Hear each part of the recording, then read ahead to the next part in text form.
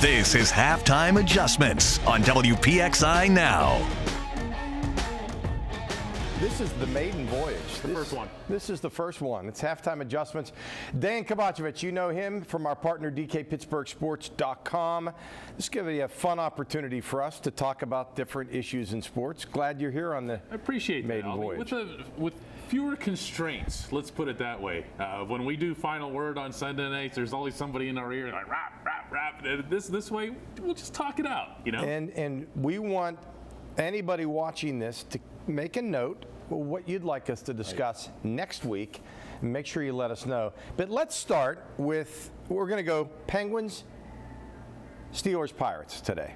That sounds about right for this time of year with the draft coming up in Vancouver. Well, let's start debating the Penguins. They just made a move. Alimata's gone. They're trying to get younger. They're trying to get faster, perhaps. And the cap friendly is not bad either.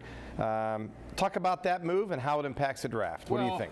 The first thing that I like about that move, the Alimata move, is that the Penguins have put together a concept in their head, as you said, of what it is that they want. They want their supporting cast to be younger, more together, faster, more fired up.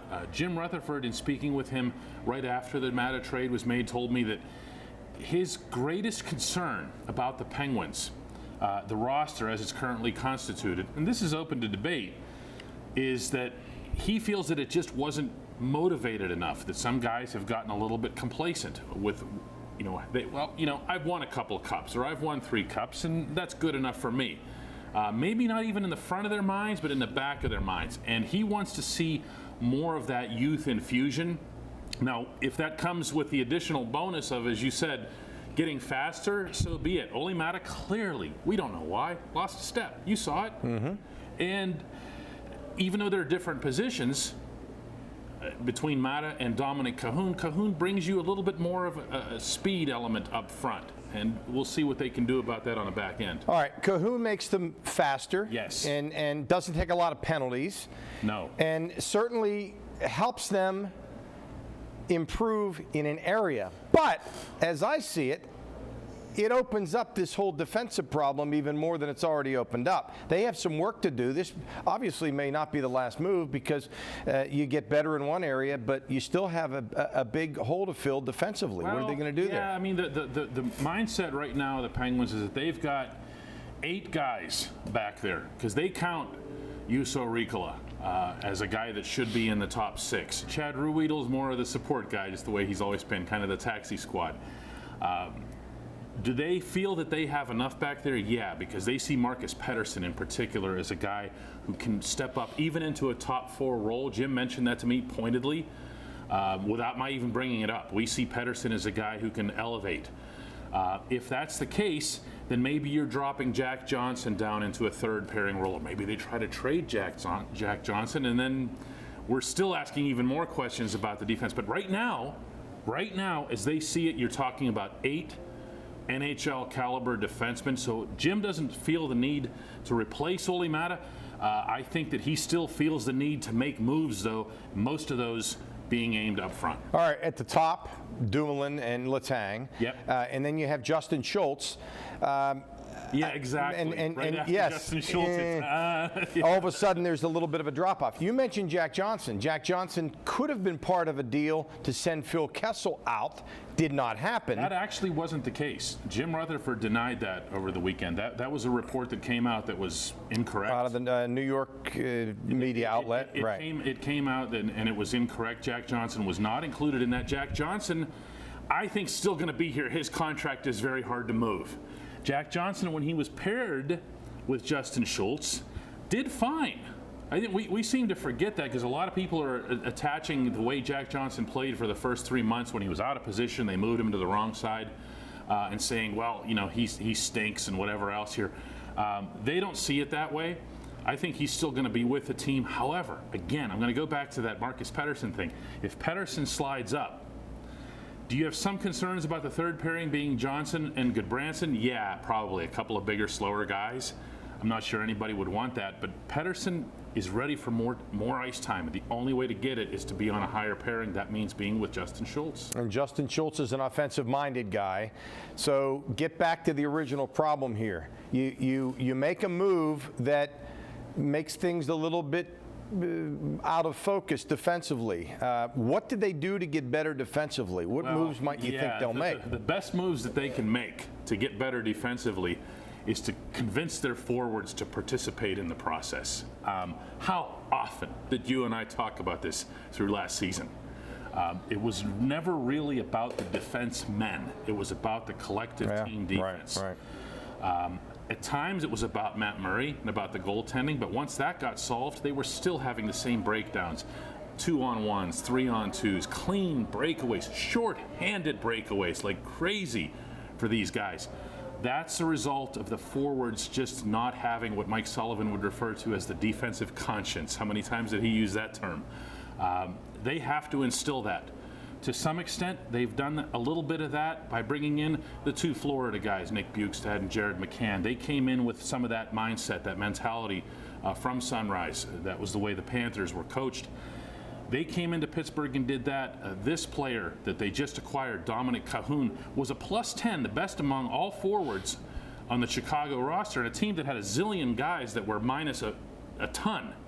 That tells me that he's got that defensive conscience. So maybe that'll just kind of spread through the roster. You know what I mean? I really think that's the answer more than anything else. I think here's the predicament. The Penguins are in a position where they still have that core.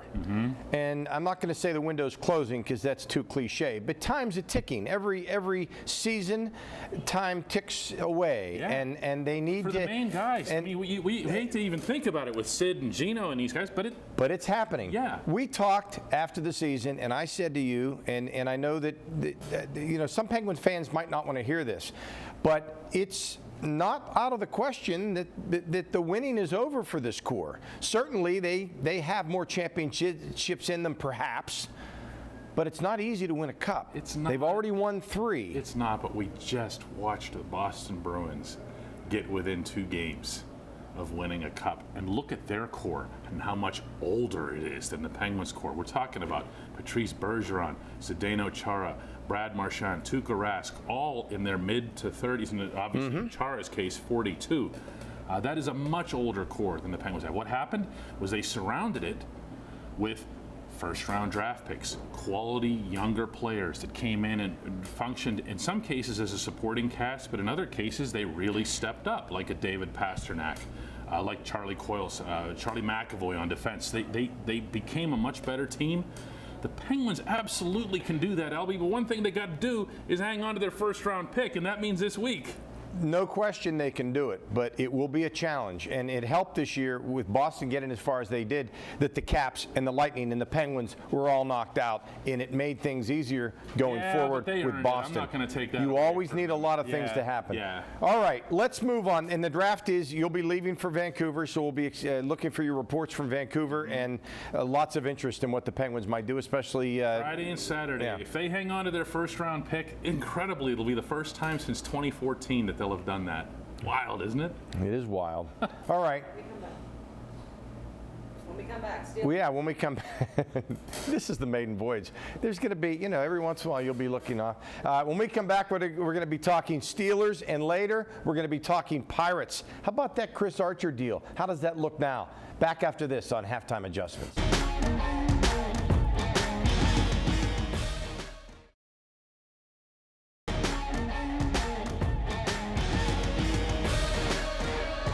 Say you were right about the St. Louis Blues. You said they will come back, they will win this series. Oh, you're not giving me enough credit. Yeah. I called that in 7 too, on top of everything else. Yeah. That said, from what we picked at the beginning of the playoffs, everybody was wrong. Yep. Everybody. All right, Steelers. Let me give you my take on the Steelers, and then you can pick it up and run with it. The idea that the Steelers will be in as much trouble as many people think they will be in, I think is ludicrous. Yeah. I think the Cleveland Browns have picked up a lot of prominent players. A lot of headaches. A lot of headaches. talk to me when they play. Talk to me when the games are being played.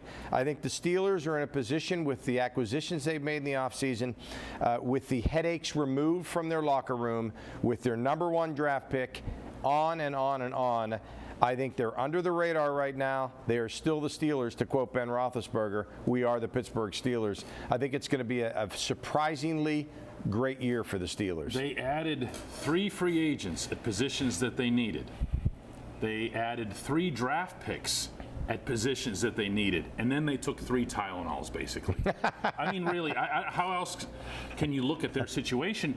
Albie, you were around these guys. We both were, through OTAs and minicamp, and got to see that environment. They're a healthier group in terms of their approach, their attitude. They're not constantly after the first couple of days. Remember at OTAs, we're all asking them, what about AB? What about Le'Veon? What about AB? What about Le'Veon? And they stood there and they answered everything, but you could tell that when they were doing it, that was going to be it. And sure enough, after the second or third day and then the second week of OTAs, and by the time minicamp comes along, it was just all about football. What a concept. The team is talented. They're deep enough, I think, and they have an opportunity, especially with the wide receivers, I think, that Ben has been given here with Dante Moncrief as a free agent, with Deontay Johnson as a draft pick, that he can still diversify, but he can do it now without wondering whether or not, if he doesn't throw to a guy, if he's going to go over and beat up a Gatorade cooler, right. After the next punt. That helps a lot. I really think it's going to be a healthier team up here. And I also think, I'm just going to come out and say this now, I think they're going to win the division. I really do. Because I'm with you on Cleveland. Yeah. Give me a break. Show me Yeah. this kind of bravado once the games start. And you know what? Strange things happen in Cleveland. And as you know, the stability of the Steelers usually wins out. And I think they've become much more, they've gotten back to what they do. And what did the Browns do after the season? What was the first thing they did? Right. They fired the Yeah. head coach, Right. who got them all fired up. And how does nobody mention that, Albie? Right. Everyone talks Couldn't about agree more. Odell Beckham Couldn't agree Jones more. coming in, and that's great for them, and they got a couple other free agents and everything. They fired the head coach, which is the most Cleveland Browns thing you could possibly do in that situation. So now they have to completely relearn everything they were doing. The head coach was the running backs coach at the beginning of last season, got promoted to offensive coordinator, promoted to head coach. Also the most Cleveland Browns thing. I'm with you. Just show something first. All right. I think they're going to be better offensively. Imagine The that. Steelers. Yes. Yep. Imagine that. I think that the receiver situation could be very intriguing.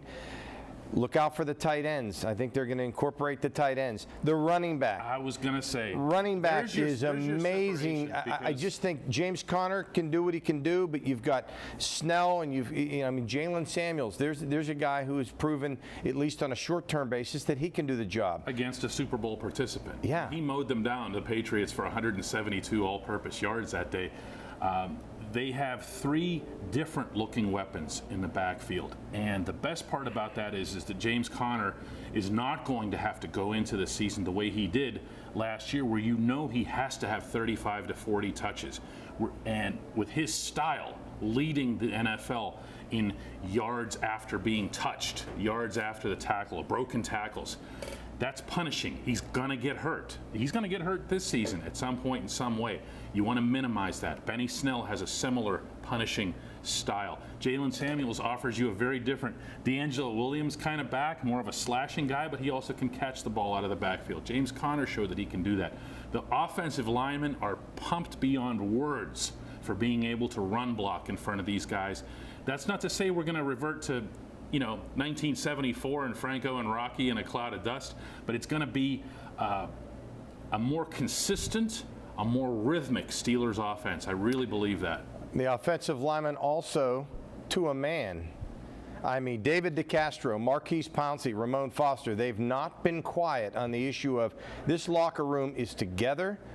David DeCastro, who doesn't say a whole lot, he made on this topic. Yes, he made reference to the fact that this is a healthy locker room right now. Yeah. They're not making any secret out of the fact that the guy in the corner was more of a problem than anybody knows. And that helps too. And you're hearing the same thing from the defensive side of the football, where I think, by the way, they're also going to be improved. I think these guys have developed an attitude, an edge about them, the defensive guys, where they feel like they didn't do their part last season, probably more than the offensive guys do.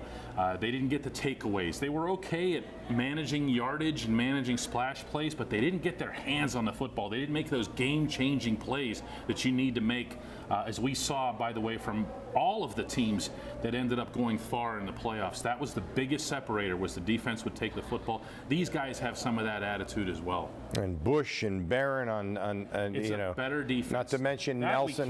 We can't debate that at all. It's a better defense now. They have playmakers. All right. You know, time flies when you're having fun, and this has been fun. We're going to go to a break, but we're going to come back and we're going to talk about Chris Archer, the Pirates. Where do they go from here? Oh, no. Oh, no. Right back after this on Halftime Adjustments.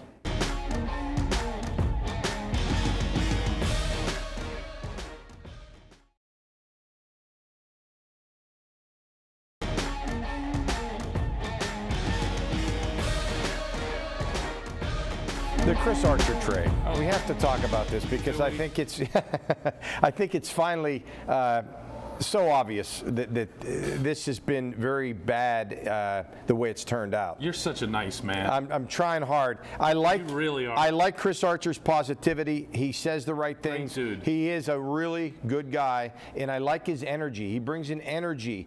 But It's a disaster. was there too much pressure when this guy came in?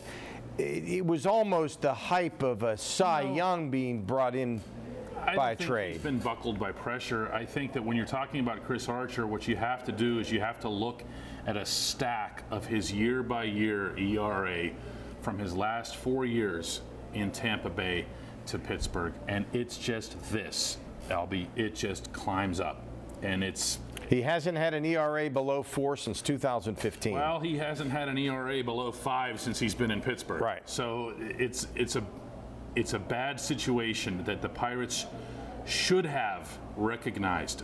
One thing that kind of bugs me about this situation is I hear from a lot of fans, a lot of our readers that, well, we were all excited about the trade at the time, so you can't take it back. Yes, you can actually, because the people who are required to know these things are the executives, or the baseball executives, or the advanced scouts, or the special assistants to the general manager, or the general manager himself, Neil Huntington.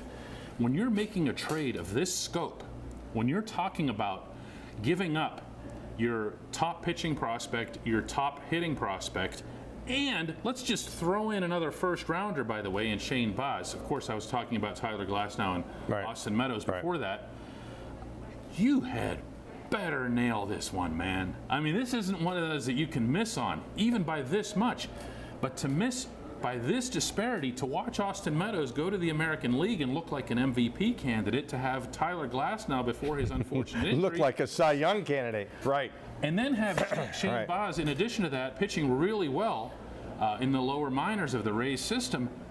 That's a disaster, Albie. What can you think of a worse Pirates trade? Aramis Ramirez doesn't count. That was just a flagrant salary dump. A worse Pirates trade in memory. No, and that's what I mean. It doesn't matter how positive he is. It doesn't matter how much energy he brings. If you just look at what's happened since the trade for the Pirates and for the players that they sent, it's not even close. No, it's not even close. The concept of bringing in Archer for a couple. Glasnow was iffy. Okay? He was erratic when he was with the Pirates. Meadows wasn't. Okay, so again, you really had to hit this one. When Archer comes along, the concept was that he was going to fortify the existing younger staff, Jamison Tyone, Trevor Williams, and Joe Musgrove, and these guys who, obviously, in fairness, did start out this season really well before the injuries hit. Archer, if he's just part of that and they win, the truth is, me and you and a lot of other people aren't complaining as much about the trade. Do you know what I mean? Because then you would have said, you know what, sometimes you just got to pay the price for the now. even the now hasn't materialized. It's been disastrous. Yeah, it's been difficult, and you mentioned the injuries. That hasn't helped their situation because the two starters that remained were exposed. Yes. Yeah. And you had to be perfect in those two starts in order to make up for the other three starters that were missing. Yeah, Archer and Musgrove, you're right. And I think if you want to talk about pressure on somebody, maybe a little that did have a little bit, that part of it had a little bit of an effect on Archer, but it really did on Musgrove. Musgrove was not ready to be that stopper guy. When Musgrove was just the fourth guy in the wheel, he was fantastic through his first 6 starts. And then all of a sudden the other guys are gone and it's like, whoa, it's just me out here. It changes things. It's not a good situation. A team like the Pirates that spends the way they do, they cannot afford, literally, to make mistakes like this because you can't get starting pitching without forking over $10, $12 million, even for an average arm. It gets back to the whole philosophy of what money is spent on payroll. If you're the Yankees or if you're the Red Sox or if you're the Dodgers, you don't have to be perfect. Nope, you can miss. But the Pirates, based on what they spend, have to be at least real close to perfect. Never mind making the worst trade anyone has made in Major League Baseball probably over the last 2 or 3 years. Can't do it. And of course, the injuries are well documented. This has been a difficult year in a lot of ways, injury-wise. All right, we're going to come back for one more short segment to tell you about what's ahead and what you should look for. This is WPXI Now, halftime adjustments. Back after this.